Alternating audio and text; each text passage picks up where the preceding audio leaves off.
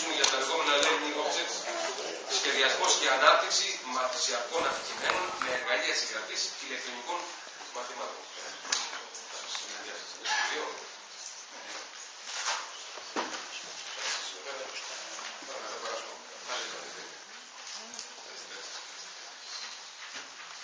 Γεια σας και από εμάς, είμαι ο Γιάννης Σουβίας και από εδώ είναι ο συνεργάτης μου, ο φίλος του κλάδου της Βόλης. Θα σας παρουσιάσουμε πώς χρησιμοποιούμε τα εργαλεία συγγραφής για να δημιουργούμε ηλεκτρονικά μαθήματα. Σαν αυτά που έχει το τώρα.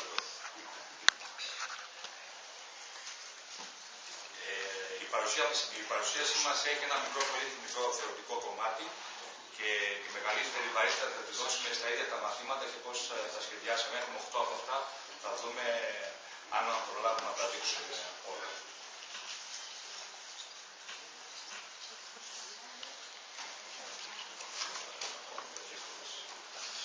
Να σημειώσουμε μέχρι να γίνει η διαδικασία ότι πιο γρήγορα και εγώ ξεκινήσαμε από ένα απλό PowerPoint για να βάλουμε 4 εικόνες και τώρα κάνουμε πλήρη διαδραστικά προγράμματα τα οποία μπορούν να μοιραστούν ή σε απλή ιστοσελίδα ή να τα βάλουμε σε ένα σύστημα διαχείρισης μάθησης στα μουσικά LMS. Εγώ είμαι από Νάουσα, το σπίτι μου μάλιστα είναι εδώ δίπλα και το σχολείο μου και η δουλειά μου είναι εδώ απέναντι, είναι το Δημοτικό Σχολείο Νάουσας. Το Δημοτικό είναι από το 38ο Δημοτικό Σχολείο του Περισταρίου. Την προβολή. Πρέπει να άνοιξε την προβολή, άνοιξε στο άλλο. Όχι, τι έχει γίνει.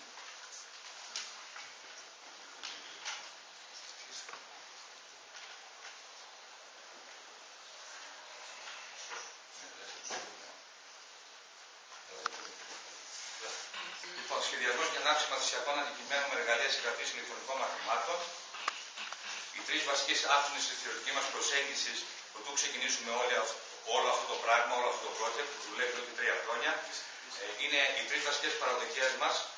Είναι ότι η τεχνολογία πίσω σε ένα σχολείο είναι ο καλός δάσκαλος.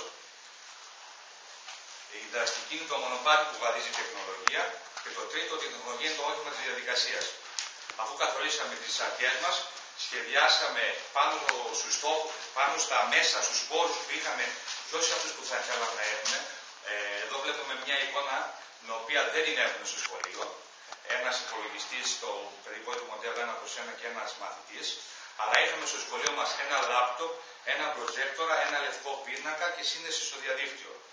Και είδαμε με χαρά, τουλάχιστον οι μαθητές μας τα 2 χρόνια τα προηγούμενα και οι φοιτητοί, ότι σχεδόν όλοι έχουν ένα υπολογιστή στο σπίτι και οι περισσότεροι από αυτούς, πάνω από 90%, είχαν και σύνδεση στο διαδίκτυο. Λοιπόν, άρα δημιουργήσαμε μια σύγχρονη και ασύγχρονη μάθηση. Είναι περιβόητη μυθή μάθηση, αλλά προσαρμοσμένη στα δικά μας τα δεδομένα. Είναι η συμβατική διδασκαλία που όλοι κάνουμε στην καθημερινότητά μας και το κομμάτι που αφορά τους μαθητές στο σπίτι όμως με τον υπολογιστή. Γιατί μέσα στην τάξη δεν το έχουμε. Λοιπόν, ποια εργαλεία χρησιμοποίησαμε? Χρησιμοποίησαμε τα εργαλεία που ταιριάζουν στη διδακτική μας προσέγγιση. Αυτές οι 2 είναι οι ιστοσελίδες που χρησιμοποιούμε, το 8ο Δημοτικό Σχολείο Νάουσας και το 31ο Δημοτικό Σχολείο Περιστερίου, όπου αναρτούμε τα αντικείμενά μας. Οι σελίδες είναι ακριβώς οι ίδιες, αλλά όταν ξεκινήσαμε θέλαμε να δημιουργήσουμε ένα ζεστό κλίμα για τα παιδιά. Δεν ξέραμε ούτε τη διάσταση που θα έχει, ούτε που θα πάει αυτό το πράγμα.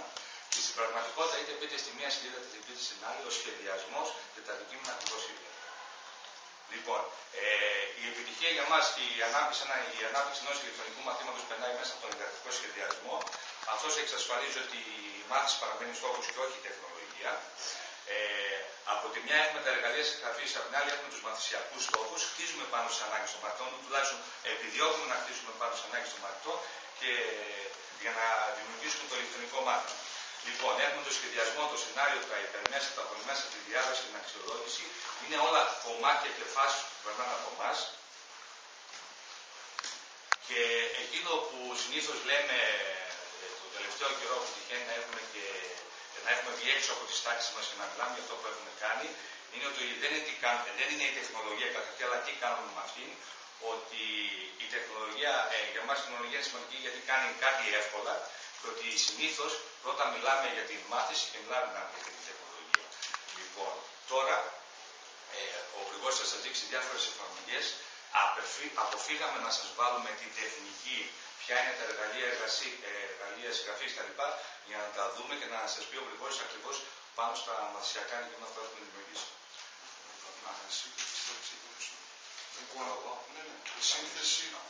Η σύνθεση πολεμιστικών εφαρμογών με εργαλεία συγγραφής ηλεκτρονικών μαθημάτων απαιτεί ελάχιστες γνώσεις προγραμματισμού και απευθύνεται σε αυτούς που ασχολούνται με τον εκπαιδευτικό σχεδιασμό. Έχουμε δηλαδή το χρόνο να ασχοληθούμε με το συγκεκριμένο χωρίς να γράψουμε γραμμή κώδικα.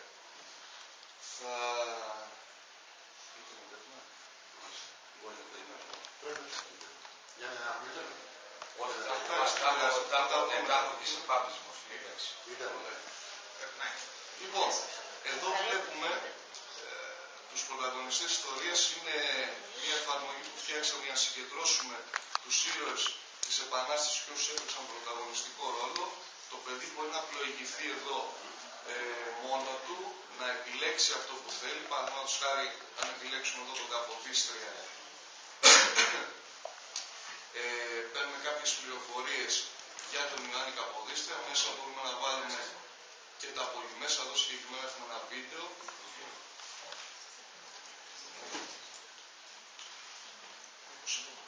Τότε Κυριακής 27 Σεπτεμβρίου 1831. Ο Καποδίστριας έπιε την εκκλησιαστή των Πολιούχο Άγιο της γενέτειράς του της Κέρκυρας. Φρουρά δεν έχει, δεν θέλει να έχει φρουρά, έχει μόνο ένα μονόι.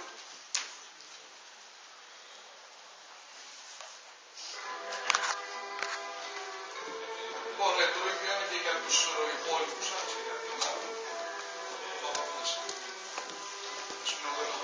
Σας πάλι παίρνουμε κάποια στοιχεία για το Παπαφλέσσα και εδώ έχουμε ήχο. Σας γράφω να τα γίνεται να γνώμασες. Και την εικόνα και τον ήχο, αυτός είναι ο βασικός στόχος. Θα χρησιμοποιήσουμε εικόνα και ήχο με όσο το δυνατόν καλύτερο τρόπο ώστε να πετύχουμε και τους στόχους που έχουμε κάποια φορά. Όλα αυτά λοιπόν, τα ψηφιακά αντικείμενα μπορούν να διανεμηθούν είτε σε απλές ιστοσελίδες, αλλά είτε και συστήματα LMS, ακόμα και στις πιο προχωρημένες τους μορφές. Θα πάμε τώρα στην γεωγραφία. Ωραία. Πάμε να δούμε ένα παράδειγμα από τη γεωγραφία. Εδώ λοιπόν έχουμε τους παραθαλάσσιους οικισμούς της Ελλάδας. Το μενού δεξιά. Εδώ μπορεί να πατήσει ο μαθητής στην κάθε πόλη να πάρει κάποιες πρώτες πληροφορίες. Στο Βόλο έχουμε εικόνα. Στο μενού κάποια από αυτά τώρα δεν θα λειτουργήσουμε. Ναι, χρειάζεται διαδίκτυο, δεν πειράζει. Οπότε πήγαινε στα άλλα, γιατί. Λοιπόν, εδώ το λιμάνι του Πειραιά, κάποια στοιχεία για το λιμάνι και εδώ έχουμε μουσική, ξέρετε πολύ καλά. Παλιές εικόνες από το λιμάνι του Πειραιά. Αυτό φυσικά μπορεί να το πάρει και ο εκπαιδευτικός, αν πάμε τώρα στο κομμάτι του εκπαιδευτικού και να στήσει ένα μικρό project πάνω σε όλο αυτό. Και να το πάει προς όποια κατεύθυνση θέλει, γιατί έχει μαζεμένο με το υλικό, το οποίο πιθανόν να χρειαστεί. Σίγουρα μπορεί να βρει και άλλο υλικό, αλλά εδώ είναι μαζεμένο τουλάχιστον σε μια συγκεκριμένη μορφή με τη δομή που το δώσαμε εμείς, γιατί θέλαμε να εξυπηρετήσουμε τους δικούς μας στόχους.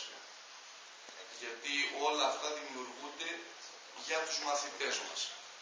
Και εδώ να πούμε ότι μια και είμαστε οι ίδιοι δημιουργοί, έχουμε και τη δυνατότητα μέσα από την ανατροφοδότηση που παίρνουμε από την τάξη να κάνουμε και διορθώσεις ή και αλλαγές σε μερικά στοιχεία. Ή και να απορρίψουμε πράγματα που πρέπει να βάλει και θεωρούσαμε ότι εξυπηρετούμε στόχους ή ανάγκες των μαθητών, αλλά τελικά δεν το πετύχανε. Γιατί φυσικά πάντα δεν μπορούμε να πετύχουμε. Είναι πολύ αυστηροί και μάλιστα όταν έχουν τον δημιουργό δίπλα τους και είναι εξοικειωμένοι είμαστε ο δάσκαλός τους, είναι μια μεγάλη ευκολία, θα μας πούμε. Εδώ είναι από την γλώσσα την έκτη, το ποιηματάκι σε μια νότα που είναι η Εύρωμη Φάλα,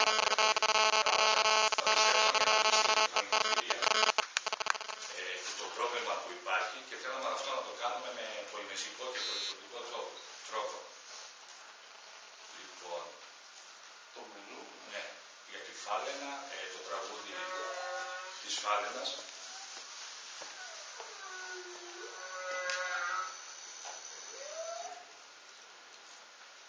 επιλογές γραφικής.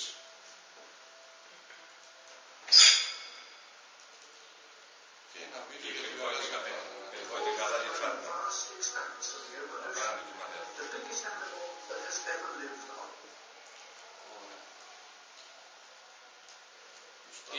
είναι το φανενοριστικό, συγγνώμη, το ίδιο πληροφορεί στα λοιπά και έγινε και μια φόρμηση και μια συζήτηση γύρω από αυτό.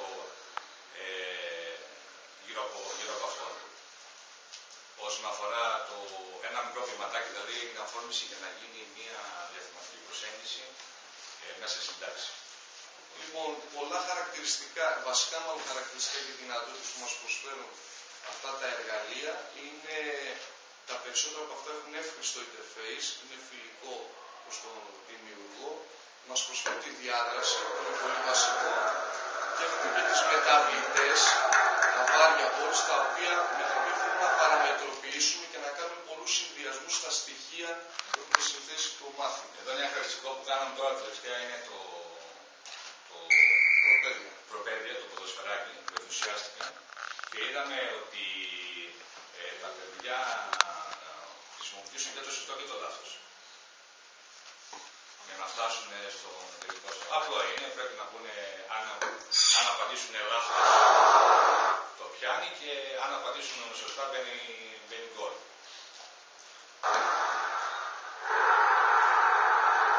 Και στο τέλος κερδίζουν το Champions League.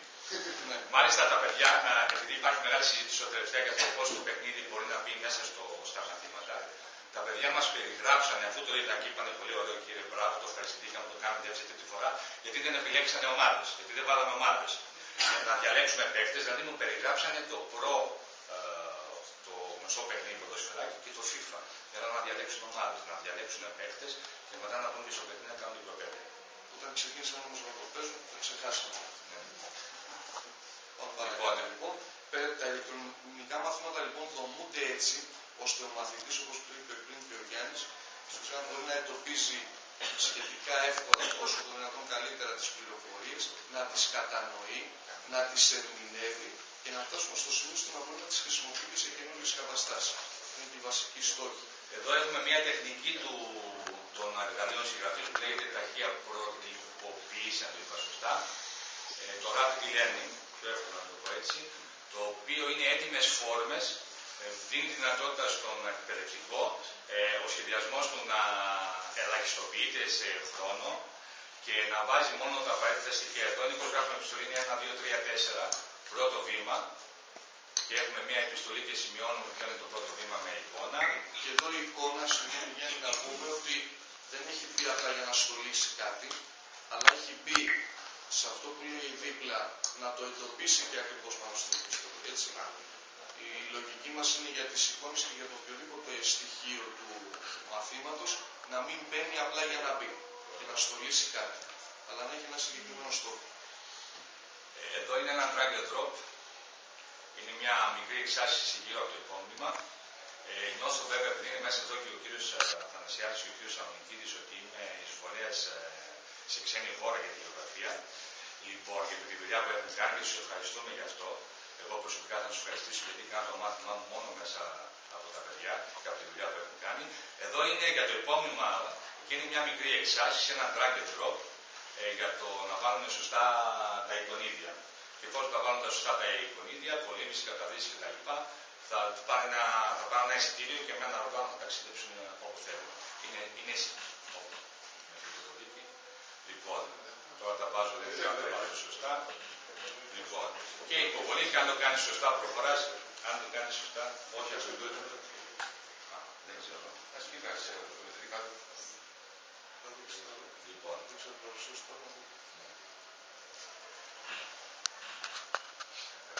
Και το τελευταίο που μπορούμε να σας δείξουμε γιατί δεν έχουμε ίντερνετ, Πρέπει να είσαι εδώ. Εδώ είναι πάλι μια τέτοια περίπτωση. Υπάρχουν δύο. Το ένα είναι ο λευκός σχεδιασμός, σε λευκό χαρτί σχεδιάζουμε. Επιλέγουμε τα γραφικά. Πολλά από αυτά τα φτιάχνουμε όπως είπε ο Γρηγόρης στο PowerPoint. Πρόσφατα χρησιμοποιούμε και το Photoshop. Λοιπόν, μετά πηγαίνουμε στο κομμάτι των στόχων, στο τέλος κομμάτι της ειδοποίησης. Εδώ είναι οι ερωτήσεις-απαντήσεις σχετικά με ένα μάθημα της ιστορίας, που το παιδί έχει τη δυνατότητα να δει ποιες ερωτήσεις υπάρχουν μέσα στο βιβλίο της ιστορίας της τέχνης και υποστηρίζεται και με εικόνα. Το έχει φτιαχτεί στο PowerPoint. Οι απαντήσεις δεν είναι δικές μας, είναι ακριβώς μέσα από το βιβλίο. Αστούσεις δηλαδή, όπως είναι το σχολικό εγχειρίδιο. Είναι κάτι που είναι δημοφιλές στα παιδιά και τους διευκολύνει.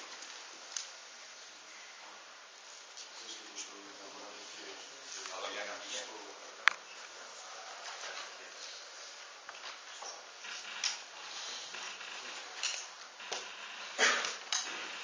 Η διαφορά εδώ σε αυτά που είπαμε είναι οι έτοιμες φόρμες, και αυτό μας κάνει να δημιουργήσουμε πολύ πιο γρήγορα αυτό το λάπη που λέμε. Το λευκό χαρτί είναι πιο σύγχρονη διαδικασία και πρέπει να σκεφτούμε όλο αυτό που θέλουμε. Εμείς προτιμούμε βέβαια το λευκό χαρτί, γιατί είναι πιο δημιουργικό.